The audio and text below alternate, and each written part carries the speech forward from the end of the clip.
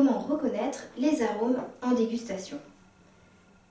Identifier les arômes d'un vin, c'est comme trouver les ingrédients d'un repas. Plus il est complexe et raffiné, plus il est difficile de les identifier.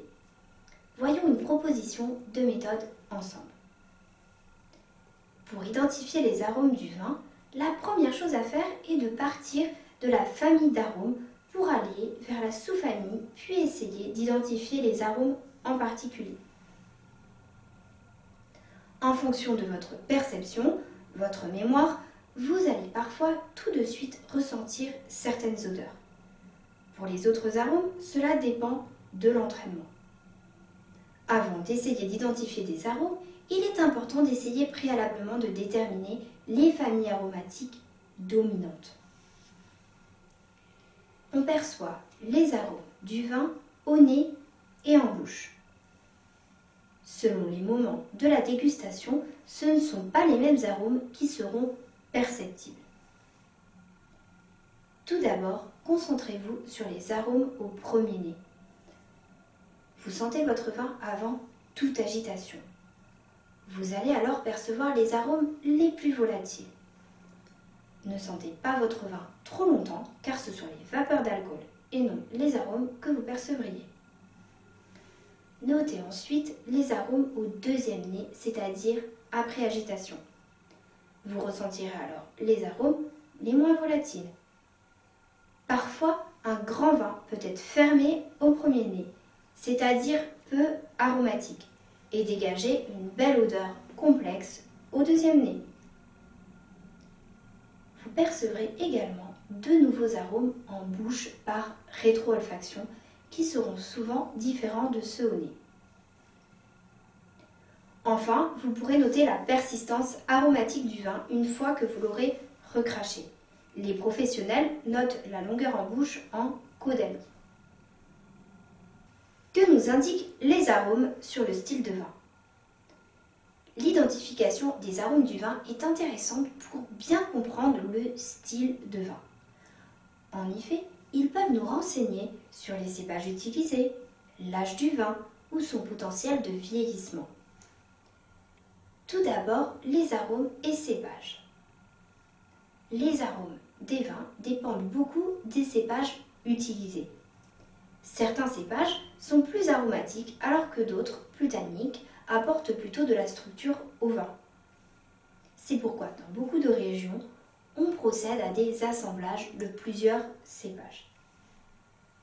Par exemple, sur Bordeaux, on assemble souvent le merlot aux notes fruitées de fraises, framboises assez marquées, avec le cabernet qui apporte des notes poivrées, végétales et de la structure. On peut reconnaître les cépages par certains arômes caractéristiques. Pour les blancs, le sauvignon va donner des vins vifs avec des notes d'agrumes, buis et des notes minérales marquées, là où le chenin apportera plutôt des notes acidulées, douces, de coin, d'acacia. Certains arômes sont très caractéristiques de certains cépages, comme le buis pour le sauvignon, la rose pour le gewürztraminer, le poivron pour le cabernet sauvignon, la pêche pour le muscat.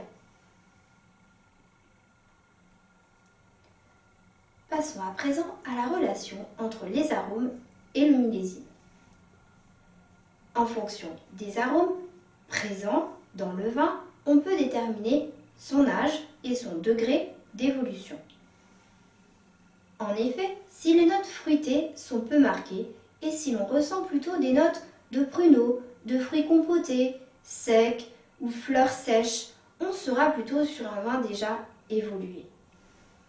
Si en revanche on est sur un vin avec des notes de fruits frais très marquées, on sera plutôt sur un vin jeune. Parfois même, certains arômes, surtout les arômes fermentaires, se retrouvent uniquement sur les vins très jeunes, comme la banane sur les vins rouges primeurs comme le Beaujolais nouveau. Ensuite, passons à la relation entre les arômes et le potentiel de vieillissement. Les arômes des vins peuvent nous donner une indication sur le potentiel de garde d'un vin. Par exemple, un vin qui présenterait essentiellement des arômes de fruits frais, groseille, petite baie rouge, sera plutôt un vin de style primeur, c'est-à-dire à consommer jeune, car en vieillissant, il perdra son fruit et donc son potentiel aromatique.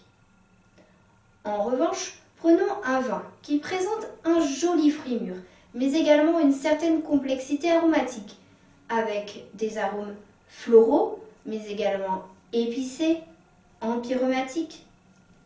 S'il a une belle structure, en vieillissant, les arômes vont évoluer, les tanins vont s'assouplir et donner plus de souplesse en bouche, et le vin vous réveillera un beau bouquet. Ainsi, en fonction des familles aromatiques et du reste de la dégustation évidemment, vous pouvez déterminer le type de garde du vin. En résumé, le vin renferme une multitude d'arômes provenant du raisin, de la fermentation alcoolique, mais également des méthodes d'élevage et de vieillissement.